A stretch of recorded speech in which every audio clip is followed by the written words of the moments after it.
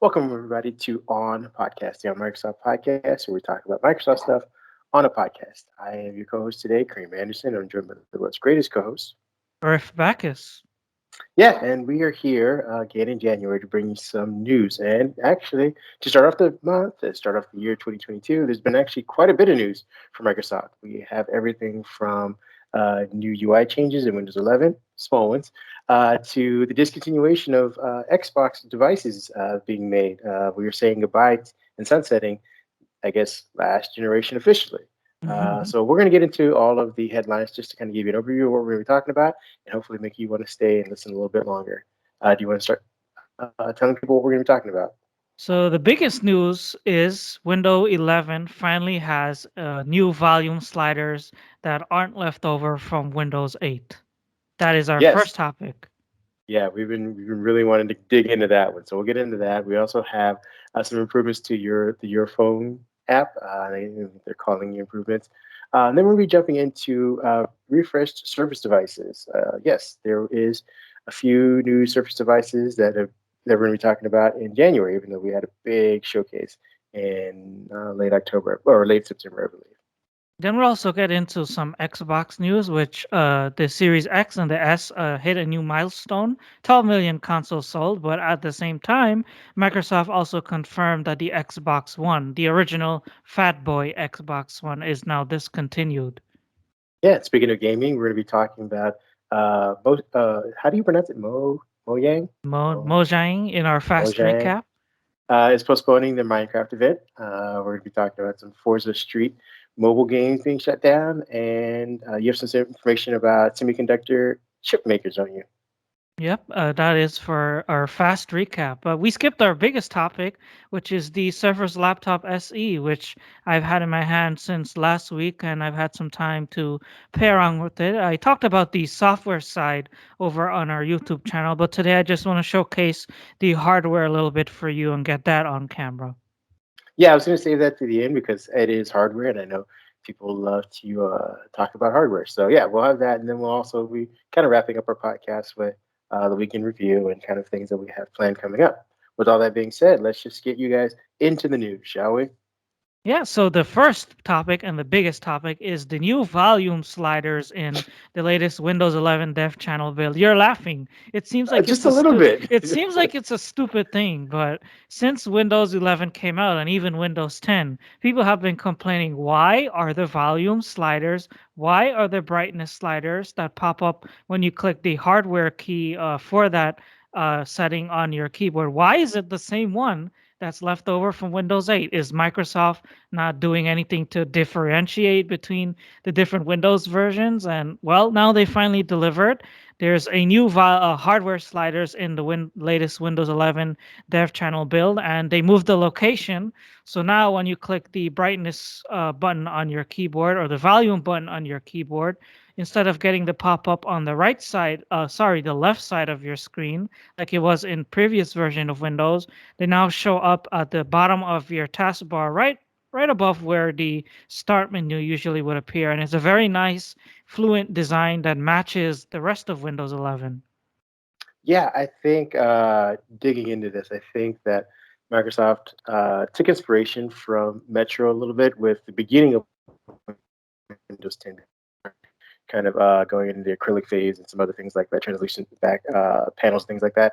So there was no real need as far as a UI design standpoint. It was a huge eyesore to have that volume slider there in the top corner or whatnot. I think what more people wanted out of that slider area or the volume thing was more functionality.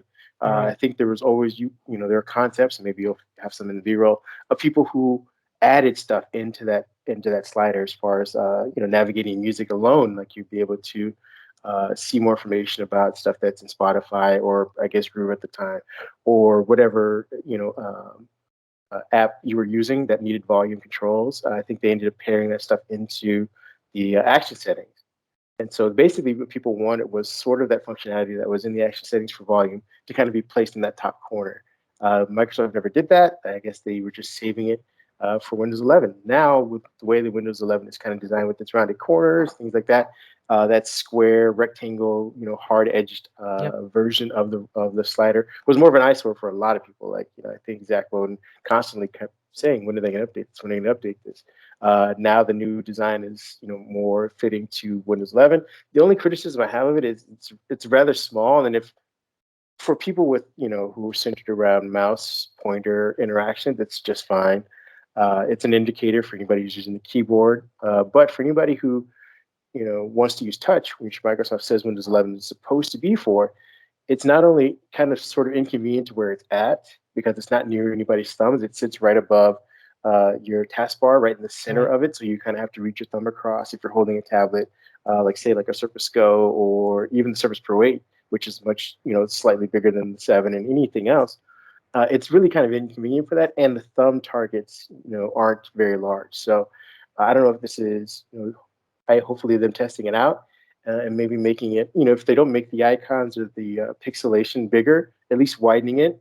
Because right now, I'd say it's about the size of maybe thumb going across a little bit or something like Yeah, that. it's Maybe, pretty small. Yeah. yeah, maybe widening it across the taskbar to give people who are using touch friendly devices something to use.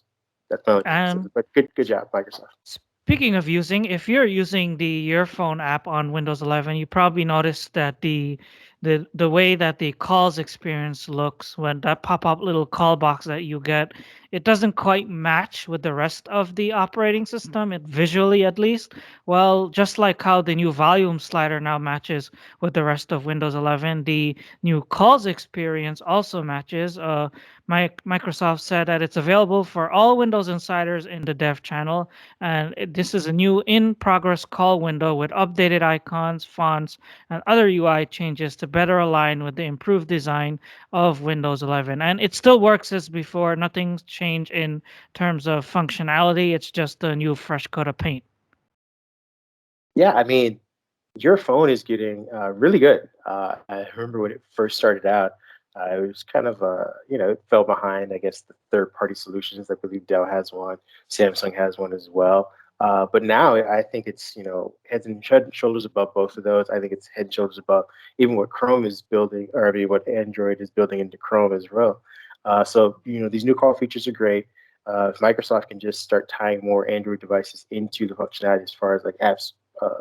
App mirroring and things like that, I think we'll have a solution. I don't know what Google plans to bring down the road. I know that they made some kind of announcement at CES about like fast pairing and some other things like that for with Windows devices, and I think they're going to kind of go about their own way of doing this, their own sort of solution that doesn't involve actually talking to Microsoft, which seems to be their MO. I don't know why, but for anybody who's using or in the Microsoft ecosystem, in the Windows ecosystem, I think your phone is a great addition. Especially, I mean, now I'm actually, just when I tried it out, I was trying out the text messaging portion of it, and my messages are coming in much quicker. I used to default to Android messages because they were basically a one for one. When I would send a message, receive a message in the Your Phone app, when I would send a message, it would take forever. You see the sending sign, sometimes it would just hang and things like that. Since this new update, I know that it's focused on the call experience, but it seems like they've tweaked some stuff in the messaging too. So for any of you who were hesitant or previous users and kind of dropped out for the same reasons I did, or were thinking about it, I would suggest trying it again to see if see if it's working for you or if it'll work for you in the future. Now get us into these new refresh Surface devices. We have one here today to, well, not one of the ones that were announced, but we have a Surface device to talk about. But there were other Surface devices that Microsoft refreshed this past week. Yeah, Microsoft, and I think I get mentioned that Microsoft is going to start doing this. They are extending some of the life cycles of their devices, particularly with the Surface Go 3 and the Pro 8, by releasing some sort of January updates. It seems like maybe this will be going forward for at least the Pro device. Last January, we got the Surface 7 Plus, which became a commercial product, but it was basically introduced a different chipset. This time around, the Surface Pro 8 is getting LTE. At least that's what they're announcing. And the Surface Go 3, which kind of has had a fizzled kind of announcement since its release, um, is getting a matte black. I mean, it's not getting you any more powerful of a processor, which most of us are hoping for, but we're at least getting a matte black to match the Surface Pro 8, if that's your kind of visual aesthetic. I know that MKVHD loves his matte black everything, so maybe he'll pick one of these up, and because he's already dropped the Surface, maybe the Surface Duo, maybe this will be his replacement for that. So yeah, those are our two updates. If you're thinking about prices, I know we always talk about these things and never give you guys prices, but I think the what is it, the Wi-Fi, the Black Surface Go 3 with the Intel i3 core processor, which is a Wi-Fi only model, will cost around 629.99. The version with LTE is about $100 more. So just keep that in mind if you're going to go shopping for a Go with LTE, which I would actually suggest because if you don't like the Duo for whatever reason, this is, I think, a much better solution. I mean, it actually is a computer that you can take with you if you're going to go traveling. And I'm not saying you need to hop on a flight because maybe it's not safe. But if you're going to go hiking, if you're going to go to the beach, if you just want to get out of your house but still, do some artwork or do some, email triaging or check out some reports or just read some comics or whatever and you want to get away from your house, the LTE option, I think, of this Go thing is pretty awesome. And I'll jump us over into our third topic, which is Microsoft Xbox. We got everything here. We got some new Xbox numbers and some news about discontinued Xbox. And the first story here is that the Xbox Series X and Series S sold about 12 million consoles, which is not official numbers because Microsoft never officially reports Xbox sales for some reason, just like they don't with Surface. But this is according to Nico Partners analyst Daniel Ahmad. He estimated that the next gen consoles are about 12 million, which is based on Xbox, which is even higher than Xbox One and Xbox 360 lifetime sales. And Xbox head Phil Spencer, he said that demand for current gen consoles, as we've been seeing every week for like the last year or so, that the demand will still be high and the supply isn't necessarily there, but they're trying their best. I've seen the Series S in stock all over at Amazon for the past couple weeks. Yeah, it's interesting. It's something I wrote about when I wrote about PC sales, which I don't think we have listed here, but I'll briefly cover it. PC sales on the year have risen. The fourth quarter was a little bit of a dip, and part of that, I think, analysts were kind of blaming Chrome books Right. for that. Just people were kind of, I guess, either the market's education market in North America has gotten saturated by it, or people are just picking more powerful PCs. Whatever the reason was, there was a dip. But overall, I think the market has been up, showing, indicating that during the pandemic has kind of changed people's priorities. More people are having dual devices. You Right. sometimes used to have a home that would have, 4 or 5 people using a single device, maybe an all-in-one or very old laptop, but now everyone's kind of getting their own device. And I said all that to say this is that Xbox has been telling us and PlayStation has been telling us there's been a chip shortage and that production's been short and that we got to get them when they can. You go to your Target or your GameStop and they have like 5 or 6 and that's it. But it doesn't seem to be slowing them down. If they're doing better than what the Xbox One did when it had full availability, no pandemic, and no chip shortage. So it's interesting to see how this is working out for them. And again, these are estimates, so it could be a million or so light, but it's still pretty good, especially for a console that has had only 2 exclusives in the last 2 years that it's been available, and both of them came out in the same year. You have Forza and you have Halo. There was a big talk about PlayStation coming out with all these exclusives right off the bat and how it would blow everything out of the water. I've written about this as well. I think that the pandemic has actually helped Microsoft kind of slow the tide and kind of change people's thinking about exclusives, especially when you have something like Game Pass, allowing everyone who's staying at home to just play as many games as they want. Exclusives become time between exclusives becomes irrelevant. You don't waste time thinking like, oh, when did I get to the next exclusive? You're just like, what's the next game I want to play? So I said all that to say this is that it seems that Microsoft is doing rather well with all things considered as far as Xbox is concerned. But they're still discontinuing their older Xbox One, which is what started Which it they all. should. Yeah, they already announced. I think it was in 2020 that they discontinued the Xbox One S and the Xbox One X, which were think last gen consoles at this point. But now they also confirmed to The Verge that to focus on production of current Xbox Series X and S, they have stopped production for all Xbox One consoles by the end of year 2020. That was a from Cindy Walker, senior director of Xbox console product marketing, in a statement to The Verge. So no more original Fat Boy Xbox Ones out there on store shelves, even though I still have mine on my table. I'm still using it. You could still keep using it just fine if you still have it. It doesn't mean that all of a sudden it will stop working. They even I mean, push, unless yeah. you're in a submarine. Yeah, pretty much. But No, they pushed Game Pass and xCloud to it, yeah. so you're still getting next gen games on your original Xbox One through the cloud. So it's not like there's a reason to fully stop supporting it anytime soon.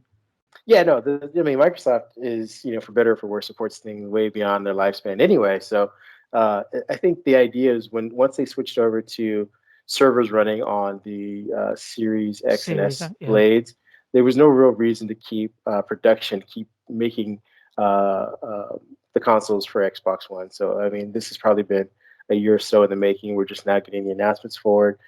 This, like you said, this will allow them to free up some of the production channels to start using the materials to make more Xbox Series X and S's for people in general. Uh, and the Xbox Series S, I believe, I mean, it's coming in relatively cheap. I don't know how much more cheaper it can come in under an old Xbox or refurbished Xbox One. Like, I think they're right around 50 or so bucks difference. So why not Yep. just go for the next generation? And speaking of next generation, Microsoft has a next generation education device that I want to show off for our fourth topic here. But I Yeah. need to get situated for a bit. So while I do that, maybe you could talk about it for our lovely audience. Yes, we are going to be talking about the Surface Laptop SE, not the Surface Laptop Go, because that's where my mind went. They, I believe Microsoft came out, was it last year with the Surface Laptop Go, or yeah, right around the end of 2020, with this device, which was supposed to be their education device, their low-end Surface Laptop device for education. But it seems like they have a more dedicated version, which I mean, the Surface Laptop Go was kind of a mix of premium materials plus inexpensive ones, even though it was still a relatively expensive device. The Surface Laptop SE is mostly, I believe, if not, and I believe Eric will kind of correct us on this, is mostly all plastic. So they went full scale, full bore with the cheaper or more inexpensive materials, and they're putting a new version of Windows on it, of course, because everything needs to have a version of Windows. I still think the Windows 10s or Windows 10s, which should now be just called Windows 11s, was a good operating system to kind of put on these devices to lock it down. They just need to make a few tweaks here and there to compete with Chromebooks, but it looks like they're going to be putting a different version of Windows that isn't Windows 11 or 10s or which should be 11s. It's now Windows 11 SE, and I believe you're going to get a chance to review that as well. But I think you kind of are just reviewing it from the person who's getting the device and kind of testing it out and see what the limitations are as far as Windows 11 SE is concerned. As far as the device is concerned, I mean connectivity, can it power multiple monitors? Not, which I'm not sure if it needs to because it's a student device. The weight of it, if kids are going to be carrying this in their backpack, or putting this on a desk at home, because I think that's part of their intended purpose. We're going to get into all of that, which I think once your setup is complete, I can stop rambling. Do I you don't know hear what me? everyone. I'm back. Oh, Do you hear me fine? he's back. Okay, yeah, we hear you. All right. I think you should turn off your video so that way we can get this full screen. You got it. Yep. Temporarily, of course. Goodbye, everybody. There we go. So now in the recording, it should be full screen so you can just see the Surface laptop. Kareem, you could still see it, right? I can see it just fine. All Yep. right, so here we go. So this is the Surface Laptop SE from Microsoft. This is a education oriented device. It's not meant for people like you and me or who are end consumers to purchase through the Microsoft store. If you really want one of these, you could buy it, but you would have to buy it through Microsoft's partners. There's a bunch of them. There's CDN and there's also Connection. I got mine's through Connection, and it's there. It's all plastic. One of the first all plastic Surface devices. But just because it's plastic, it doesn't mean that it's cheap. It's still a pretty nice and pretty hefty surface. If you hold it in your hand, it's slim and it's light and it feels premium, but it doesn't feel cheap. If you ever held one of those low end Chromebooks, that's probably what this would end up feeling like. And it's Ooh. but don't let that fool you though, because once you open up the lid, right here, you get this fantastic keyboard, which is almost the same as the one on the Surface Laptop 3. It's a pretty jumpy, pretty springy, and if I push down on it, of course, with plastic you see some flex, but with the keyboard itself, it's really springy and it feels really nice to type on. And of course, the trackpad here is plastic, so you would have to expect that for an education device. But the keyboard itself is nice, and the trackpad is plastic. But the parts of the Surface that we usually would take a beating in an education situation, like the trackpad, like the palm rest here, this is very strong. You see, if I'm trying to bend it or press on it, it doesn't bend. Same thing here with the screen. You see, there's not much flex to it. So the parts of the laptop that would take a beating through students, they're very well. And one thing I do want to note is that if you turn over the laptop and you look at the back here, you see these are Torx screws. So if this were to break, the IT person in school, they could unscrew these screws right here, and you would pry open the device here from the top in the corner. You'd be able to lift up this keyboard deck and get inside and replace whatever is broken. I believe Microsoft put out a video there showing off how modular the device is, but even though that is one step for repairability, you cannot change the RAM or the storage in it. Everything is soldered down. Yeah, I don't know if Microsoft mentioned this. I don't know if you have information on that, but did they incorporate a spill-resistant keyboard of any sort? I don't think it is spill resistant. If you throw Okay. water on it, it will still mess it up. But what they did talk about is the fact that you would be able to change the keyboard more easily. So instead of like if it breaks or if something spills on it, you would just lift up the screw out the screws from the back, lift out the keyboard, and put a new one in. You could buy the spare parts from Microsoft. That's pretty cool. Yep. And this runs Windows 11 SE, which is apparently doing updates right now. So this is Gotta love it's when Windows does its thing, right? it's powered by Windows 11 SE and a Celeron processor, which is one of those low end processors. So I have the higher end model here, which has 8 gigabytes of RAM and 128 gigabytes of storage. But my editor in chief, Kip, he has the one that has 4 gigabytes of RAM and I think 64 gigabytes of storage. So he has the lower end model, and I have the higher end one. And his one is a dual core processor, and my one is the quad core processor. So this one is a little better performing versus what you would get over the base model. But this one is also slightly more expensive by $200 or $300 or so. Yeah, I was gonna ask you. I don't know if people are wondering about this, but is that a matte screen or gloss? It is a matte screen, but it is still very Okay. reflective compared to your glass screens that you have on the Surface laptops or the Surface Pros. Yeah, no, I was just saying that's something of note because we get everything's always been pin first, so I didn't know with a matte screen, are they incorporating pin or is this just a non-touch matte display? Non-touch. See if I'm touching it, the mouse doesn't move. It's just the regular TN panel, no non-touch. And when I posted my photos on Twitter, everyone wanted to know if this is a capacitive button that does something. Well, it doesn't do anything. It's just a Microsoft logo. Kind of remind people what they're using if the update screen doesn't remind them. But tell you the truth, if I were in school and I was handed this thing, I would be proud to use it. It doesn't look cheap at all, and it looks very premium while you're using it, and it feels very nice while you're using it. And you said the keyboard is like a Surface Laptop 3, or is it Surface, more like this, or or the Surface Book? Because I know the Surface Book had a raised. Surface Laptop 3, where the keys are springy. The key travel and the way the keys feel when you press them down, it is exactly the same as the Surface Laptop 3. No difference. And do you get any speed or latency issues with the trackpad, since it's plastic and not the glass that's normally used? Coming from using the Laptop Studio, which has one of the best trackpads on any laptop in 2022, I would Hmm. say it's very annoying for me to have to Okay. go back to using a small hunk of plastic. But Right. for education users, it's probably not going to be a very big issue.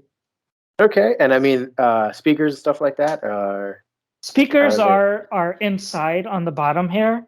bottom You could facing? see Okay. you could see two speakers, right? One here and one here, and they're bottom facing, so they're not the very best. But for students, which is what this device is for, it should be okay. I mean, I And listened to YouTube on it and I heard my how-to tutorials and my videos just fine, including the podcast. I watched the podcast on this last week and everything. We sounded beautiful. oh, I'd love to hear that. How about the connectivity? What kind of ports are we talking about for this thing? So right here we have traditional USB-A. Are you seeing it? Yeah, you Yeah, should be yeah, we seeing can say it. it. You have USB-A and then you have USB-C. And this USB-C port is can also do charging. And the USB-A port is a USB-A port. But note that this thing here is a barrel charger, not your traditional Surface Connect port. So you'll end up having to connect a barrel charger in the instances where you don't have access to USB-C. It's interesting that they didn't go for the what is their proprietary MagSafe like thing, just because I think the part of the benefit of it was that if it ever got pulled out, it wouldn't take your laptop with it. Yeah, but I think for students, What's I'm saying? You'd think, that's way too fancy for them, right? well, I think that'd be just ideal for them. I mean, how many students are running past each other across the desk or something, and maybe pulling the cord? I mean, I don't know. I haven't been in a school with laptops in a long time. When I was there, we used paper and pen, and it sucked. But for anybody in classrooms where they have charging cables and things like that, if you were to run past the desk, wouldn't you hope that it would just pull out the cable and leave the laptop? That's true. I should have bought the charger down with me but I forget things, and that's one thing I forgot. But Eh, if you ever seen a Chromebook charger for those cheap yeah, Chromebooks, that's pretty much what it looks like. It's not nothing fancy. I mean, you probably also save money on that too, because I'm sure they don't have the USB-A additional charging thing on the power brick, do they? It doesn't support fast charging, by the way. It's just standard charging. Even if you plug in a 100-watt USB-C charger to it, it'll Hmm. just charge it normally. And how long does it take to charge on I average? would say like an hour or 2 hours, not too long. Okay, okay. Well, I mean, those are all the questions I have. I mean, it looks nice. Oh, there goes a powered screen. Well, now here we go. It finally finished installing updates. So here we go. We have the Service Laptop SC, which runs Windows 11 SC. There's no Windows Hello. This is not a Windows Hello webcam. There's no fingerprint reader. So to log in, you'll need to use a pin like I have set up here, and it's slow. It's not going to be the fastest thing out there when you start it up from fresh for the first time. But once you get going with it, and it's been a while, it's pretty fast, especially because on Windows 11 SE, the apps you install on the device, they need to be configured by an IT admin through Microsoft Intune because Mhm. it's intended for use in education audiences, right? So Yeah. if you try and install an app on your own, like Google Chrome, or even if you have a MSIX file for an app like, say, Sketchbook, it won't work because you're locked out of it thanks to the Intune thing that Microsoft is using here. But Google Yeah. Chrome will install fine if you're an IT admin. You could push it to the device through Intune, but end users like you and me, if you buy this thing and you sign in with your Microsoft account, you won't be able to install any Win32 apps or any Microsoft Store apps. There is no Microsoft Store app on this, by the way. Well, that's what I was going to ask. What are the differences between Windows 10s and Windows 11 SE? Are there, other than, I guess, the Microsoft Store app, right? The number one difference is that the Microsoft Store app is not there. Yeah, that's a huge difference, actually. That is also another difference is the way that the software works. I think I had a video up about this on the YouTube, but I'll just show it here. And if it's not showing right, I could do B-roll. But File Explorer will also always open full screen on Windows 11 SE. So you see there, if I click it, it opens full screen. That's one of the unique behaviors of the operating system. And then there's no widgets. You see here it's not on the taskbar, and if I go into settings and I look for it, it also won't show up in the settings either. So they completely remove the widgets from it. Ooh, and the full screen app opening, that reminds me of the old touchscreen version of Windows 10 and Windows 10s, or yeah, Windows 10. So I'm wondering But if it's that'll not make it. full screen. It just opens the window full screen, but you could still drag it around if you want to. Well, so I'm wondering, like, will they bring that to touch though for Windows 11 at some point? I hope Uh, they do. That would be nice. yeah, right. Like if you were in a touch mode, like if you were flip down the laptop or the screen from the Windows laptop SE, or if you were to detach the keyboard from the Surface Pro 8 or Surface Pro X or Surface Go, would it then just say like, all right, well, we're gonna put your window opening into full screen mode? That would be And great. here's an example. I'm trying to install Twitter and it does not install. It'll give you an error code. It's blocked by Intune and it's blocked by AppGuard. Then also here Chrome. If I try and install a Win32 app, it says it won't run on your PC. You need to contact your support person for more information. That's again showing. I'm not lying here about the limits in Windows 11 SE. So I mean, but theoretically speaking, your IT person could load those up just through Intune, though, right? Yeah, they could load it up, but not every single app that exists in the face of this planet. No. There's six categories of apps that could be loaded through Intune to the Microsoft Mhm. through Intune through to these devices, and they need to be pre-approved by Microsoft. Okay, I mean that makes sense. So Yeah. I mean, I think it'll serve just as it's intended to, a lockdown version of an operating system. I mean, it's the unfortunate part is that it still needs in-tune management, so to speak, and Yeah. I think that's where Microsoft needs to do a lot more work to help out schools because some schools may or may not have a dedicated person; they may have a part-time person, someone who needs to flip these devices and flip app permissions and management on the fly, and maybe they necessarily need to take a class on how Intune works. So if Microsoft can start working on the Intune version of that, I think they'll be able to kind of keep up with Chrome OS, which I think that's its big saving grace. Aside from the Google Education Platform, which I think is probably second to none, uh, their permissions and management of the operating system is probably its biggest seller.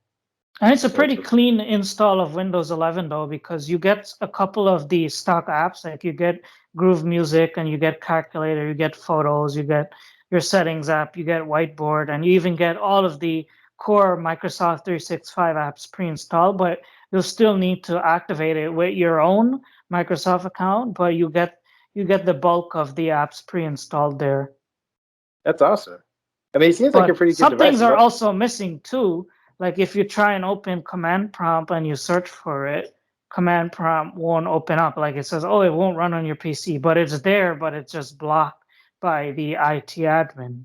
well, which is great because command prompt can get you in a lot of trouble, as I've learned over the years, Exactly. especially if you don't know what you're doing. But it still looks and it still feels like Windows 11, but they're just a small couple tweaks here and there. Yeah, I was gonna say we might have to see if we can find a way to kind of compare that with the Surface Laptop Go. I'm hoping I would think that I've used the original Surface Go before, and I've also used the laptop SE, and I've also used the laptop Go. But I think the laptop Go is more high end than this, especially Hmm. considering of the processors that you have inside that, which are Core i3s and Core i5s. This is Celeron. This is more close in performance to an original Surface Go than it is anything else. Well, that's what I'm wondering. Like, where does this sit in the lineup of things? So, if our Surface Laptop Studio is the top performant device that they offer right now, that isn't an all-in-one or something, and then you work your way down to the Surface laptop, the Surface, which is on par with the Surface Pro. They're just different form factors. Where does the Surface laptop go and the Surface uh, laptop SE sit? I mean, like, is it just an age difference? Do you give this device to, kids from kindergarten through sixth grade or something, and then switch them over to the the Surface Laptop Go? I mean, like, because it's not a college one. You think at some point the college device would just be the Surface Laptop and the Surface Laptop Studio. So are they going to just discontinue the Go and replace with this, or what do you think? I don't think they'll replace the Go. The Microsoft said from the get-go, pun intended, is that the Surface Laptop SE is meant to live alongside all those other devices. This is more of a specifically tuned for education with Intune and with all of the limits that I just showed you there. So I think it would Mhm. always live alongside those as an option. I don't think it would replace anything in the lineup.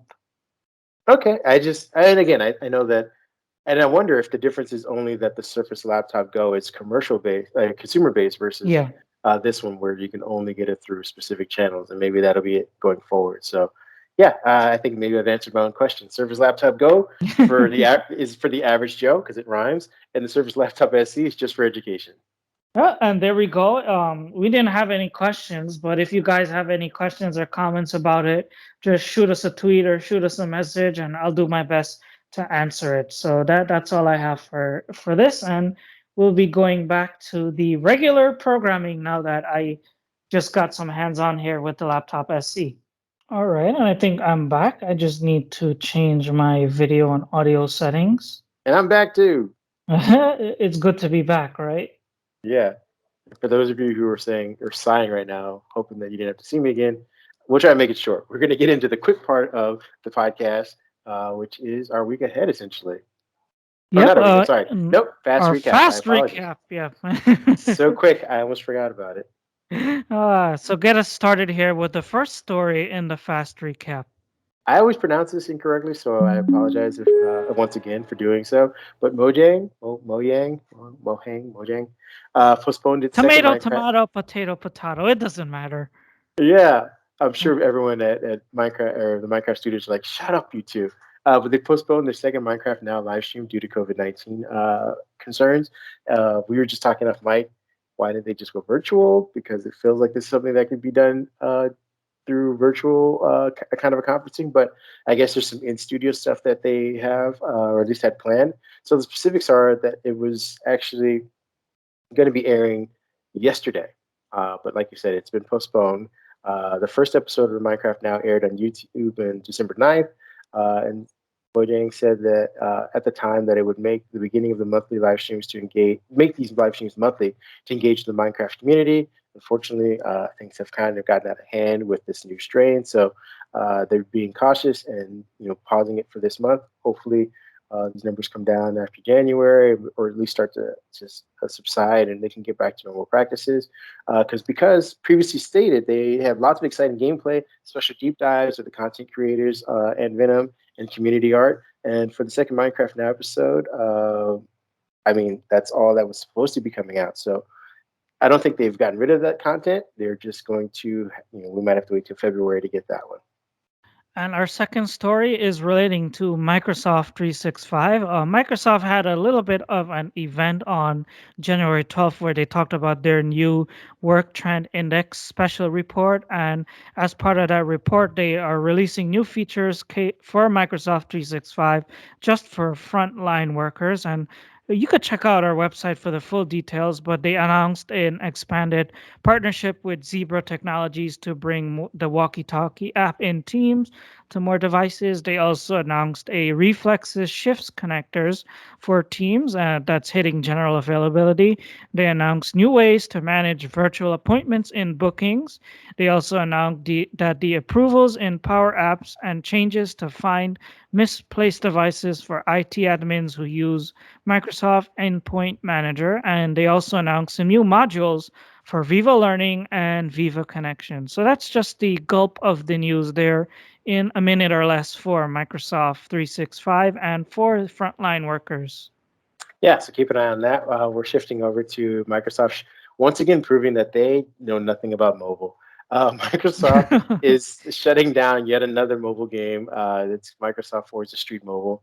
I mean, admittedly, it's a bad game, so maybe this is for the best, Apparently, especially it's one because of the worst games they ever made. yeah, our gaming guru Laurent was talking about how bad it was, and it was chock full of kind of those what are they called? Freemium kind of Free to play, models. but pay to play model. Yeah. Yeah, yeah, it was chock full of that kind of stuff to kind of go after people's extra dollars. They basically just leveraged the IP, but didn't do a very good job of it. This kind of adds to the list of games that they've kind of failed on mobile, including Age of Empires, Castle Siege, Gears Pop, and Minecraft Earth. So, I mean, unless it's Solitaire or what is that weird word game that they have? Microsoft is, Wordament, Wordament. yeah, Wordament, which is, I think is excellent. They should update that. They have proven that they are over, I mean, or at least 2 for 6 or something like that when it comes to mobile games. So we'll see what the next one is that they bring out and kind of shutter in the future. And our last story in the fast recap relates to Apple because Microsoft stole away an Apple employee. They hired Mike Filippo. I apologize if I get saying the name wrong. If you're listening, Mike, but he used to work at Apple and he was there for 5 years, and he also worked at Intel and at ARM, and he will be at Microsoft in his new position. He will work on a SoC chip for Azure servers, so that's good. It seems like Windows 10 on Windows 11 on ARM could be getting a boost. Yeah, I mean, again, we're talking about Azure here, so we'll see if any of that bleeds over to the actual stuff we like. But But remember the Microsoft Pluton chip, they insisted that it was first for, I think they also said it's something, a technology that they used in their Azure servers. But as we talked about last week, it also made its way over to laptops from AMD. So there's a chance here that even though the bigger picture is Azure, it could eventually boil down to consumers too. yes, I love your optimism. I'm keeping my fingers crossed for the same thing. But I just want to make sure that everyone doesn't kind of run out and start, screaming at the high heavens that, oh, we're going to get That's our, true. our own version of the M1 chip. This is strictly for servers at the moment. Like you said, maybe it'll trickle down into actual devices that we all use every day. But we're just letting you know that Apple lost one, Microsoft's got one. And I think that said, we got through our fast recap, which means it's time for a week ahead. Yeah, from our week ahead, we'll be talking about the fallout of Microsoft agreeing to third-party reviews on its harassment discrimination policies. I wrote a piece about it earlier today, where Microsoft has essentially approved a third-party audit of their own sexual harassment and gender discrimination policies and practices.